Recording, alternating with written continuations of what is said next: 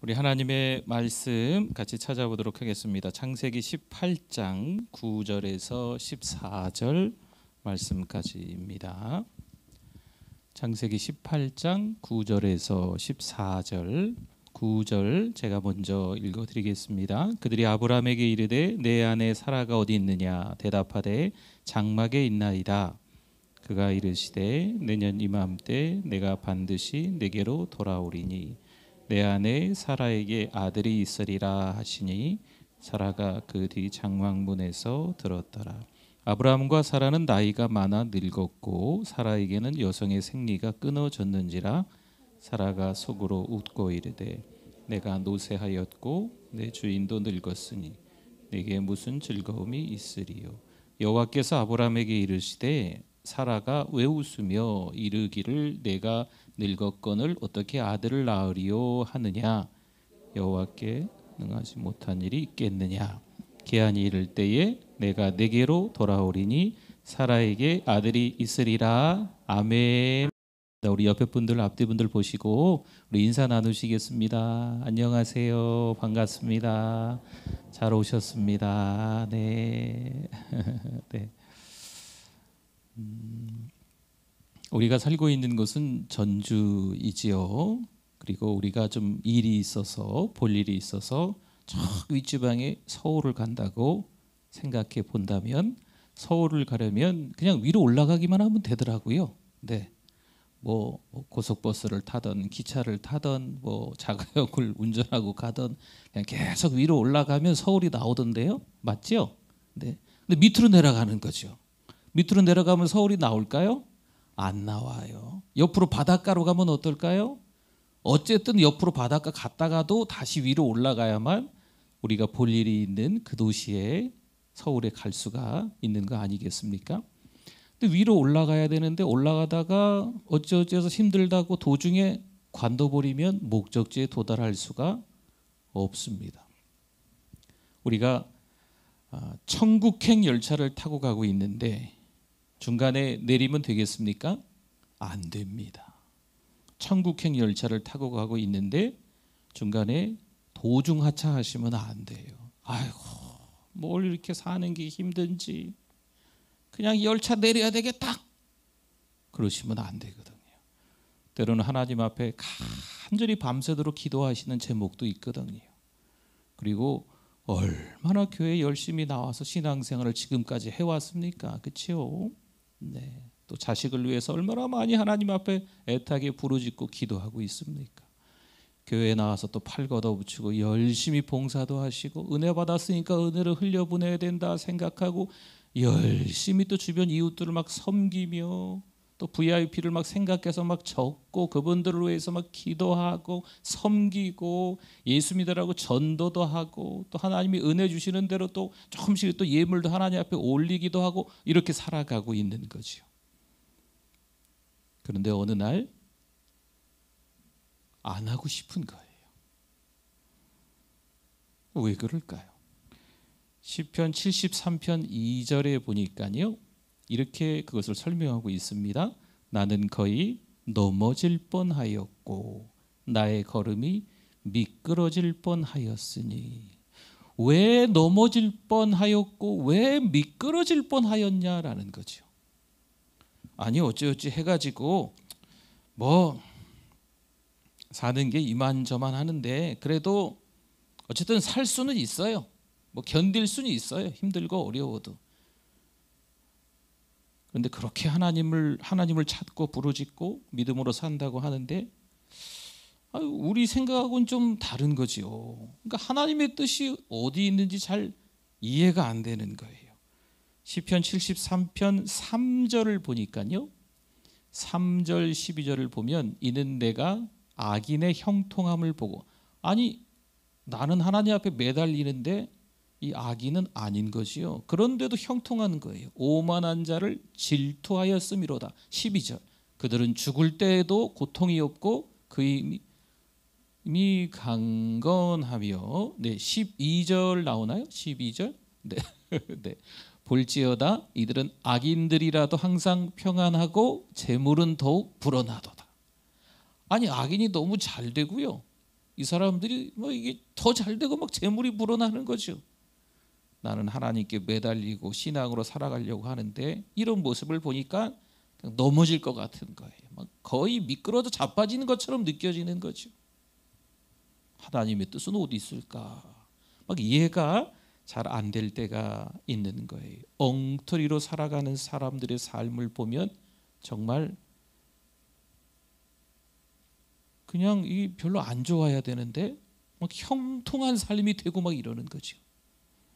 나는 하나님 앞에 막 매달리고 막 기도하고 막 봉사하고 막 섬기고 예배자가 되고 막 이러는데 난 별일이 그렇게 달라지는 게 없고, 자기 마음대로 엉터리로 살아가는 사람은 너무 일이 잘 되는 거죠. 뭐 우리 애가 뭐 어떻게 좋은데 취직했어, 뭐 학교에 들어갔어, 뭐 이러면서 뭐 착 자랑하는 거 보면 내가 더 열심히 신앙생활 하는데, 그러면 미끄러지는 것 같고 막 넘어질 것 같은 위기가 우리들에게 있다고 하는 거죠. 시편 37편 7절에 보니까요, 여호와 앞에 잠잠하고 참고 어떻게 해라? 기다리라. 자기 길이 형통하며 악한 꾀를 이루는 자 때문에 뭐하지 말라? 불평하지 말지어다. 때로는요, 우리는 정말 주님을 위해서 살아가는데 이 악인들의 형통함을 보고 정말 막 미끄러지고 넘어질 뻔하는 거예요. 막 기가 막히고 코가 막히는 거죠. 우리는 하나님 앞에서 막 열심을 내면서 살아가는 것 같은데 악인들은 나쁜 짓만 하고 막 그러는데 너무 잘 되는 것 같은 거예요. 막 재물도 많아지는 것 같고, 그러니 너무 속상한 거죠. 여러분, 그때 도중하차하시면 안 돼요. 천국행 열차를 타고 가는데 중간에 에이 이럴 바에는 뭐 나도 뭐 그냥 대충 그냥 엉터리로 엉망으로 신앙생활 하지 뭐 이러시면 안 됩니다. 참고 기다리셔야 돼요. 하나님의 뜻이 이해가 어찌 보면 안 되는 게 당연한 거예요. 우리가 하나님의 뜻을 쉽게 이해한다면 하나님과 우리가 다를 바가 뭐가 있겠어요. 하나님은 창조주시고 우리는 하나님이 만들어 놓으신 피조물입니다. 그런데 우리가 하나님의 뜻을 어찌 다 알 수 있겠어요. 성경에서 이런 말씀이 있어요. 신묘막측하더라. 하나님은 신기하고 묘해서 측량할 수 없다. 우리는 신묘막측하지 않잖아요. 그러나 하나님은 신묘막측하신 분, 측량할 수 없는 풍성함이 있는 분이신 줄 믿습니다. 근데 그 하나님의 뜻이 이해가 안 된다고 도중하차하시면 안 되는 거죠. 성경에 오늘 창세기 18장을 읽었는데요, 이제 아브라함의 스토리가 좀 나와요. 하나님께서 아브라함을 12장에서 부르셨잖아요. 너는 너의 아버지, 친척, 뭐 본토 친척, 아비집 뭐 이렇게 나왔었잖아요. 뭐 떠나라, 내가 지시할 땅으로 가라. 뭐 어디 정확하게 말씀하시지도 않아놓고 그냥 가라는 거죠. 창세기 12장에서 하나님이 아브라함을 불러서 가라 하시면서 내가 하늘의 별같이 바닷가의 모래알같이 내 자손을 주겠다 하셨는데, 아브라함과 이 사라가 나이가 계속 들어가는데 자식이 있었다 없었다? 없었던 거지요. 그러니 너무 답답한 현실이에요. 이 창세기 18장도 마찬가지거든요. 그런 답답한 현실 가운데 있는 거예요. 근데 이 뜨거운 막 태양 아래에서 어떤 세 사람이 지나가는 거죠. 그러니까 아브라함이 이 사람들은 하나님의 사람이다, 여호와다라는 것을 깨달아요. 그래서 18장 3절, 창세기 18장 3절 보니까요, 이르되 내 주여 내가 주께 은혜를 입었사오면 원하건대 종을 떠나 지나가지 마시옵고, 그냥 지나가지 말고 좀 머물러 계십시오. 내가 좀 대접하고 싶습니다. 하나님의 사람임을 아브라함이 알아봤다는 게 참 귀하죠. 그래가지고요, 떡, 송아지 요리, 우유, 물 이런 것들을 잘 대접해 줍니다. 아브라함의 입장에서도 자기보다 더 잘 되는 사람을 보면 얼마나 답답하겠어요. 하나님이 나에게 뭔가 약속은 하셨는데 아무런 응답이 없는 거죠. 그런데 이 하나님의 사람이 도착을 해서 맛있는 음식을 먹고 이야기하는 거죠. 내년 이맘때 아들이 있을 거다라고 하는 거예요. 그러면 아브라함이 한 99세, 그럼 사라가 10살 차이니까 한 89세쯤이 되던 때였던 거죠. 지금까지 20, 30년 동안 기다렸던 거예요. 아무런 소식도 없는데 나을 수 없는 상황과 환경이 될 때까지 이 아브라함이 얼마나 힘들었겠어요. 내년 이맘때 줄 거다라고 말씀하는 거죠. 시편 37편 1절 말씀을 보니까요, 말씀 잘 보세요. 같이 한번 읽어볼까요? 악을 행하는 자들 때문에 불평하지 말며 불의를 행하는 자들을 시기하지 말지어다. 아멘. 아브라함의 입장에서도요, 주변을 돌아봤을 때, 신앙생활을 나름대로 하고 있는 우리들 입장에서도 주변을 돌아봤을 때 안 믿는 사람들이 너무 잘 먹고 잘 살고, 또 신앙으로 사는 게 아니고 엉터리로 신앙생활하는 분들이 너무 이게 잘 나가고 있을 때 이 불평할 거리가 막 생기는 거죠. 막 시기함이 생기는 거예요. 이 시기라는 뜻이 그런 의미가 담겨 있다고 하더라고요. 막 열받는다. 그 압력밥솥이요, 밥 다 될 때 금방이라도 터질 것 같잖아요. 그게 시기해서 그런 거예요. 시기해서. 네, 그러니까 시기하다라고 하는 건 열받는 거예요. 금방이라도 터질 것 같은 거죠. 이렇게 막 뚜껑 열린다 그러죠, 애들이. 그렇죠? 뚜껑 열릴 것 같은. 그 악인의 형통함을 보고 너무 열받아서 막 끓어오르는 거죠. 막 온몸이 막 김이 뭐 모락모락 머리에 나는 것처럼 이렇게 하지 말라라고 하는 거예요. 세상 사람들을 보면 참 이 진리를 쫓지 않는 자들인데 너무 처세술이 좋습니다. 수완이 좋아요. 말 잘해요. 눈치가 뻔합니다. 이 눈치라는 게 우리나라 사람들만 있다고 하더라고요. 어쨌든 주변 사람들을 보고 참 이렇게 손 비빌 줄도 알고, 이 진리와 전혀 상관없이 사는 사람들의 그런 모습들을 보면 그렇게 막 잘해가지고 못해가지고 막 이렇게 승진도 하고 돈도 더 많이 벌고 막 이러는 것들이 막 있는 거죠. 이제 그러한 모습들을 보고 우리가 불평할 필요도 없고 뭐 할 필요도 없다고요? 시기할 필요도 없다는 거예요. 하나님은요, 악인을 그냥 잘 되게 계속 두지 않으세요. 악인이 잘 되고 있다, 이것은 사실 일시적입니다. 그럼 우리가 어떻게 살아야 될까요? 시편 37편 4절에 보니까요, 같이 한번 읽어주십시오. 또 여호와를 기뻐하라. 그가 내 마음의 소원을 내게 이루어 주시리로다. 아멘. 우리가 하나님 때문에 기뻐해야 될 줄 믿습니다. 때로는 우리가 힘들고 어려운 일들이 있지요. 네, 천국행 열차를 타고 가는데 하나님 앞에 기도하고, 때로는 또 하나님 앞에 찬송하고, 믿음으로 말씀을 듣고, 은혜 가운데 예배드리고, 또 뭐 전도하고 선교하고 어려운 사람 구제하고 팔 걷어붙이고 교회에서 봉사하고 할 건 다 하는데 하나도 안 하는 사람이 더 잘 돼. 그러니까 너무 답답한 현실인 거죠. 하나님이 분명 하늘의 별과 같이 바닷가의 모래알같이 자식 준다고 하셔놓고 이 나이 때까지 자식이 없는 이 아브라함의 현실을 한번 생각해 보자는 거죠.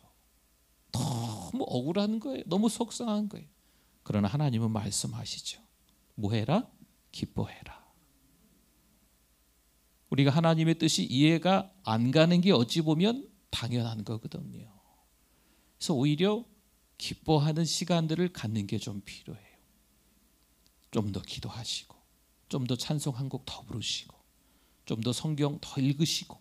너무 기본적인 거라 아닌 것처럼 보이지만 여러분, 이게 우리의 삶에서 자꾸 우선순위에 밀리면 우리의 신앙이요, 어느새 이 사단이 끼어들어 가지고 조금씩 이 신앙이 크기로 생각한다면 이 크기가 점점 줄어드는 거예요. 신앙을 무게로 생각한다면 이 신앙이 점점 더 가벼워지는 거죠. 신앙을 어떤 길이로 생각한다면 이 신앙의 길이가 점점 짧아지는 거예요. 자꾸 불평하고 시기하다 보면 이 사단이 점점 우리의 신앙을 깎아먹는 거예요. 그러니 어떻게 하겠어요? 도중하차하는 이 어리석은 일들이 있는 거예요. 그러니까 진짜 하나님을 경험하고 피 묻은 예수 그리스도의 복음을 경험하면 도중 하차할 일이 없지요. 근데 도중 하차한다고 해도 하나님이 가만히 내버려 두지 않으세요. 구원받은 백성은요, 어떻게든 하나님이 같이 끌고 가시거든요. 근데 복음을 경험하지 못한 사람들 가운데 이런 일들이 종종 일어나고 완전히 하나님과 결별하는 경우가 있어요. 이건 참 안타깝지요. 우리 주변에서 우리 가족이, 우리 사랑하는 성도들이 우리 주변에 이제 교회를 갓 찾아온 어떤 분들이 있다면 여러분, 그분들이 도중하차하지 않도록 기도 많이 해주시고 손잡아 주시고 어깨를 토닥여 주시고 같이 함께 교회 나오시는 습관을 갖도록 해 주셔야 돼요. 신앙생활은요, 아주 짧은 시간에 완성이 되는 게 아닙니다. 몇 년만 다니면 신앙생활 잘할까요? 정답이 없습니다. 한 1년만 다니면, 2년만 다니면, 3년, 10년, 20년? 주님 오실 때까지 우리의 믿음이 성숙해져야 된다. 성화라고 들어보셨잖아요.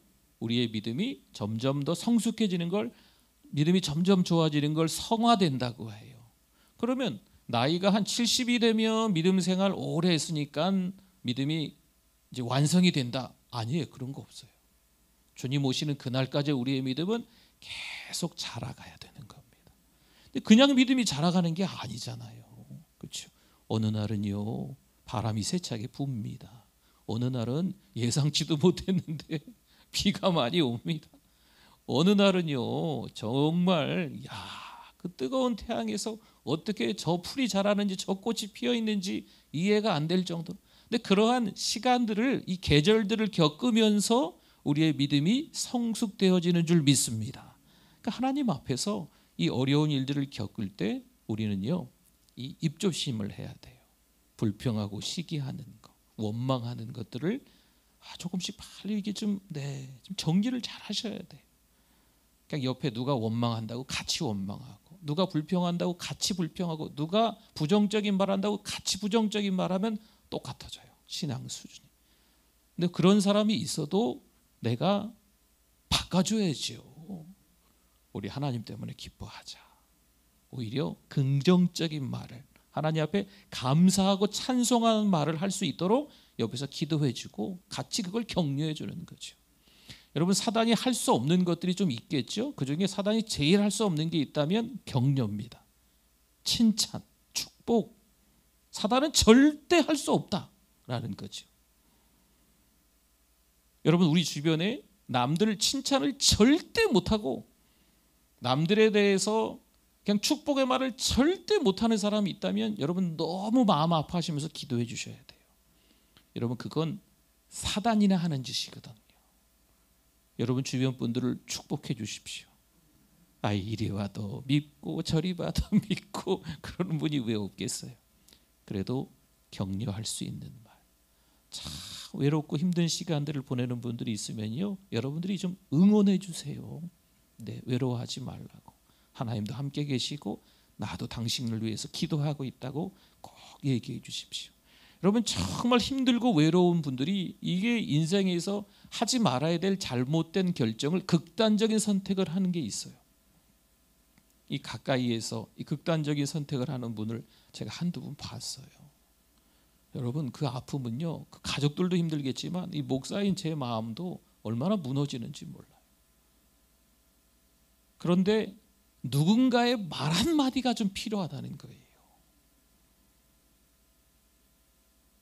남편 보고 일부러 휴가를 좀 내가지고 같이 있어주라고 해도 이 남편이 일하냐고 정신없어요.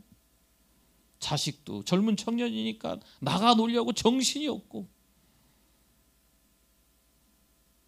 누군가 축복의 말, 누군가 사랑의 메시지, 누군가 내가 당신을 위해서 기도하고 있다, 이런 말들을 좀 해줬다면 덜 외로웠을 텐데. 너무 마음이 아프잖아요. 여러분, 극단적인 선택을 하는 건 무조건 잘못된 겁니다. 그런데 거기까지 가지 않는다고 해도 때로는요, 우리 주변에 외로운 분들이 많이 계세요. 그분들을 잘 이렇게 두리번 해보셔서 그분들에게 축복의 말을 건네실 수 있기를 바랍니다. 네, 여러분 그냥 시간을 보내지 마시고 축복의 말, 그런 메시지들을, 사랑의 메시지들을 자꾸 하는 훈련들을 하세요. 네. 때로는 이 가족 식구들 중에서도 이렇게 좀 이렇게 불편한 가족이 있을 수 있어요. 맨날 저녁이 되면 여기까지 차가지고 한잔 하셔가지고 들어오시는 분도 있을 수 있거든요. 가족 중에 자식도 있을 수 있고, 네. 그래도 축복의 말을 해주시는 거예요. 사랑의 말을 해주시고, 아이고 당신하고 내가 40년 50년을 살아 지겨워 죽겠어. 그냥 오늘도 똑같이 이렇게 곤드레 만드레 하고 와가지고 막 또 같이 또 막 욕하고 막 이러시지 마시고 축복의 말 해주시고, 아침에 해장국도 좀 끓여주시고, 요즘 뭐 저는 잘 모르겠 뭐 이렇게 술 많이 드시면 아침에 또 먹는 음료가 있다며요. 네, 그런 것도 이렇게 좀 약국에서 사다 주기도 하시고. 아멘. 그런 남편이 그런 자식이 없으셔서 아멘들을 안 하시나? 네, 계속 축복의 말. 네, 뭐 거기까지 아니더라도요, 때로는요 함께 신앙생활을 해도 이게 우리가 보는 관점이 다른 분들이 유독 있으세요. 그래도 같이 그러지 마시고 축복의 말, 사랑의 말들을, 좀 격려의 말들을 해주셨으면 좋겠습니다. 우리 시편 37편 24절을 한번 볼까요? 24절 한번 같이 읽어주세요. 그는 넘어지나 아주 엎드러지지 아니함은 여호와께서 그의 손으로 붙드심이로다. 아멘. 보세요. 넘어지나, 넘어질 수는 있어요. 미끄러질 수는 있어요. 그러나 아주 엎드러지지 않는 이유가 누구의 손이 있기 때문에? 하나님의 손이 있기 때문인 줄 믿습니다. 여러분, 내 소리가 너무 크면요 하나님의 소리가 안 들려요. 내 주장이 너무 강하면요 하나님의 뜻을 이해하기가 어려운 거예요. 우리가 신앙생활하면서 좀 조심해야 될 부분입니다. 오늘 본문의 13절과 14절을 한번 봅시다. 여호와께서 아브라함에게 이르시되, 내년 이맘때 자식을 주겠다라고 했거든요.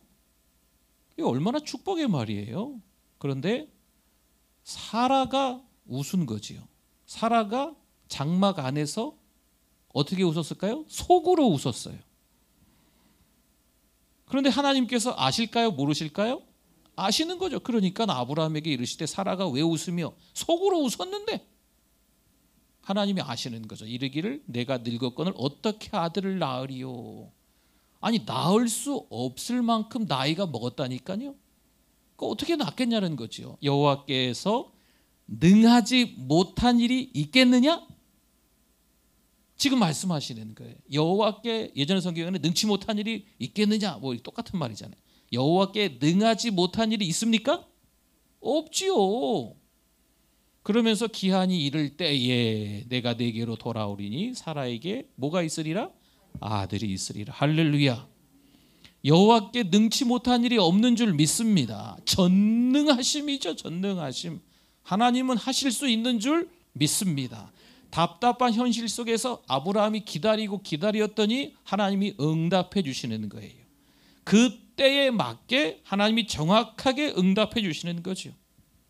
시편 73편 17절과 18절에 보니까요, 하나님의 성소에 들어갈 때야, 그러니까 교회에 올 때야 이렇게 생각하셔도 되고, 아니면 예배자가 될 때야, 영적으로 하나님과 더 가까워질 때야 이렇게 생각하셔도 돼요. 그들의 종말을 내가 깨달았나이다. 18절, 지금 악인 얘기예요. 주께서 참으로 그들을 미끄러운 곳에 두시며 파멸에 던지시니. 그러니까 하나님을 경험하면요, 이 복음을 경험하면 된다는 거예요. 그러면 하나님께서 책임져 주시는 줄 믿습니다. 하나님을 알 때 너무 얇게 아는 거죠. 하나님을 알 때 너무 가볍게 아는 거예요. 너무 짧게 아는 거예요.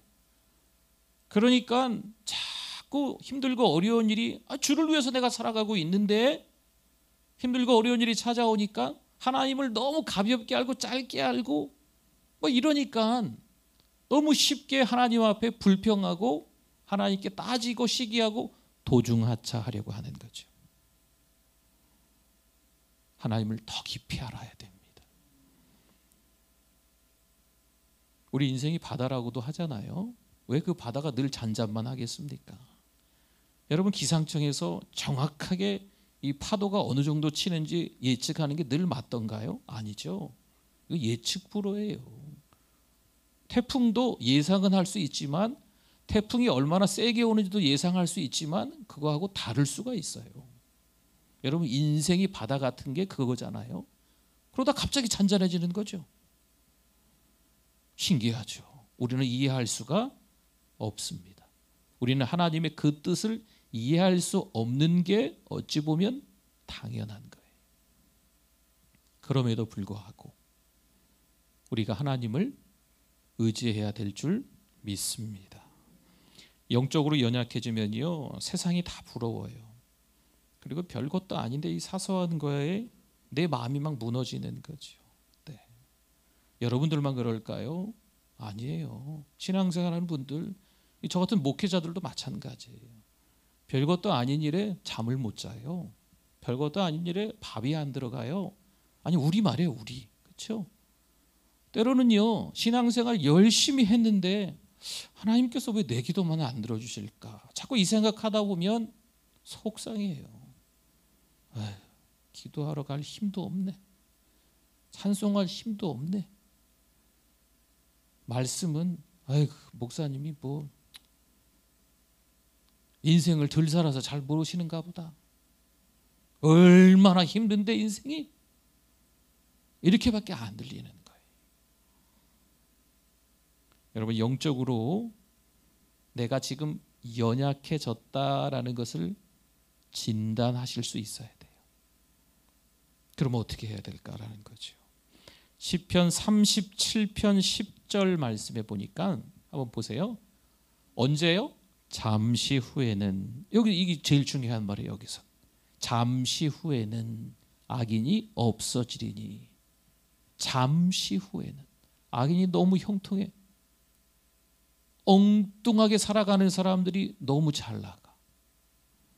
말도 안 되게 진리를 쫓아앉는 사람들인데 참 기가 막힐 정도로 이 사람들은 너무 탄탄대로로 달려가는 것 같아요.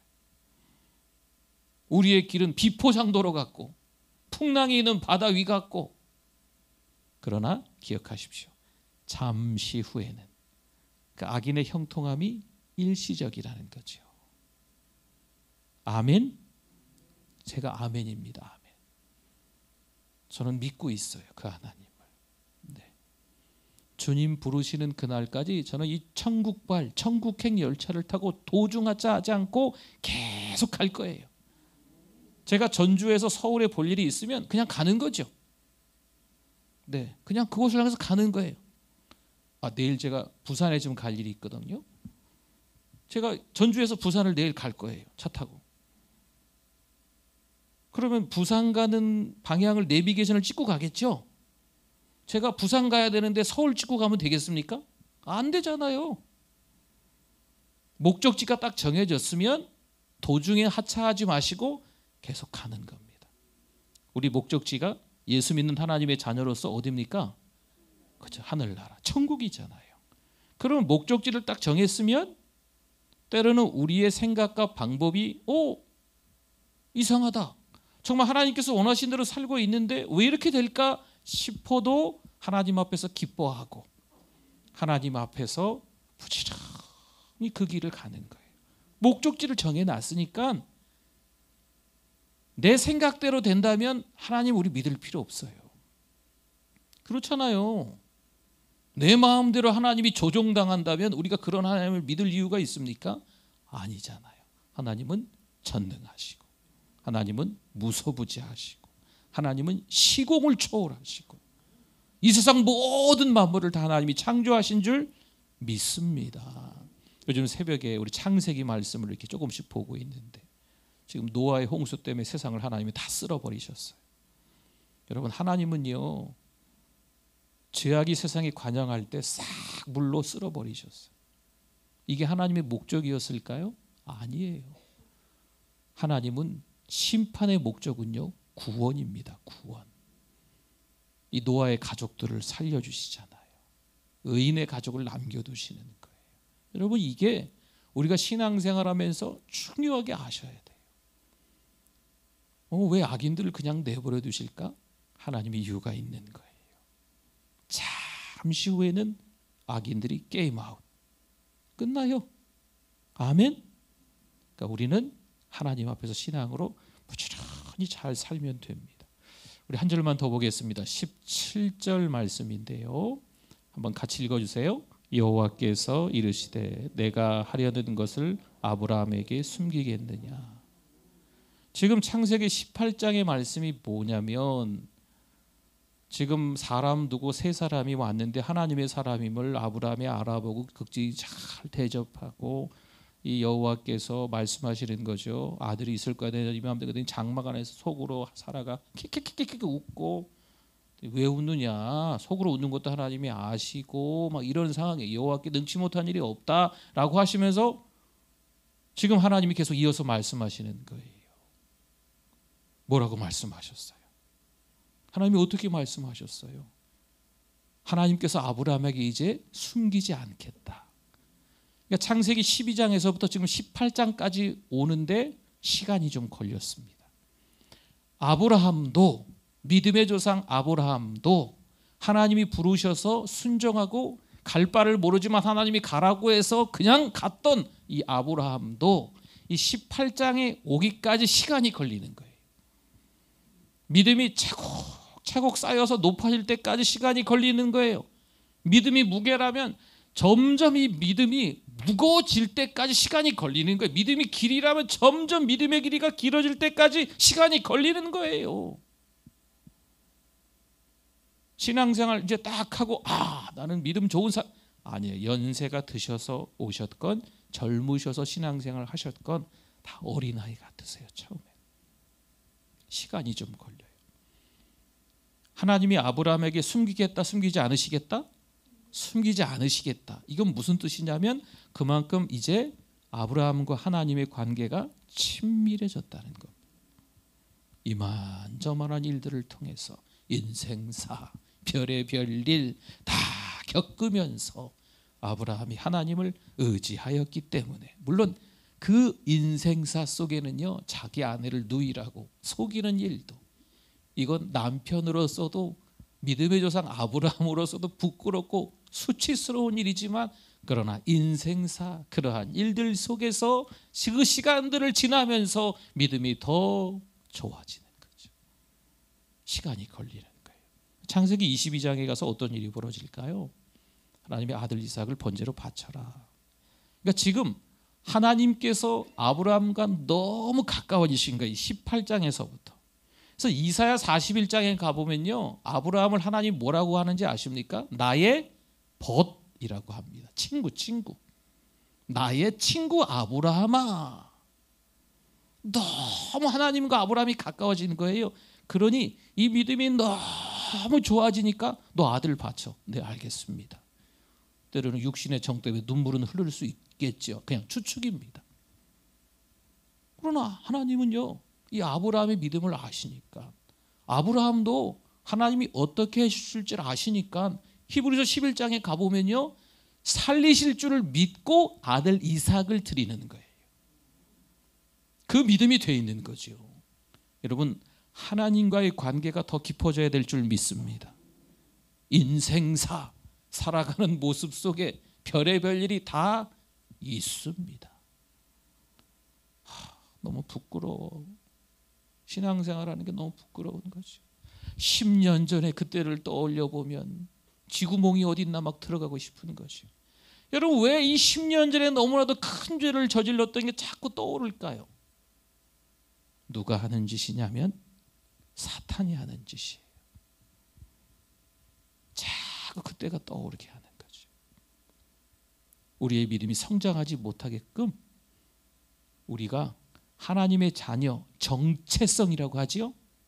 하나님의 자녀의 정체성을 가지고 높은 자존감으로 살아갈 수 없게끔 자꾸 이 사단이 옛날 지난달, 1년 전, 몇 년 전, 아이고 내가 그때 하나님의 자녀로서 하지 말아야 될 걸 했는데, 자꾸 사단이 이 귓가에, 이 마음속에 자꾸 그 생각을, 아이고 네가 목사냐? 네가 신앙생활을 이렇게 오래 한 사람 맞아? 교회 가봐야 소용없어. 다른 사람의 기도는 들어줘도 네 기도는 안 들어줄 걸. 자꾸 이 사단이 속삭이는 거예요. 우리가 지은 죄들을 자꾸 떠오르게 해서 막 우리를 힘들게 만드는 거죠. 여러분, 성령도 우리 죄를 생각나게 하세요. 성령께서 생각나게 하실 때는 우리가 뭐 할까요? 회개하죠. 그게 중요한 거예요. 근데 이 사단이 그 죄를 생각나게 할 때는 미치겠는 거예요. 더 힘들게 우리를 만드는 거죠. 잘 분별하셔야 돼요. 여러분, 기도할 때 하나님 우리 죄가 생각나게 해주세요. 기도도 하잖아요. 저도 그런 기도 하거든요. 생각나야 또 회개하죠. 또 어떤 때는 하나님 죄가 생각 안 나는 그 죄까지도 용서해 주세요. 저는 그렇게 기도하거든요. 근데 생각날 때가 있어요. 그 생각날 때 그것 때문에 막 이렇게 눌려가지고 막 이러면 사단이 주는 거예요. 죄가 생각나면 뭐 해야 된다? 회개해야 된다. 인생 살아가는 동안에 별의별 일 다 있지만 어떤 분들은요 점점 추락하는 거예요. 밑바닥이 도대체 어딘가 싶을 정도로 더 들어가는 거예요. 근데 인생 살아가는 동안 별의별 일 다 있지만 어떤 분들은 계속 똑같은 일을 겪으면서도 믿음이 점점 성장하는 거죠. 하나님을 더 깊이 알아가면서 하나님과 가까워지는 거예요. 할렐루야. 우리 모두가 그런 하나님을 경험할 수 있기를 축복합니다.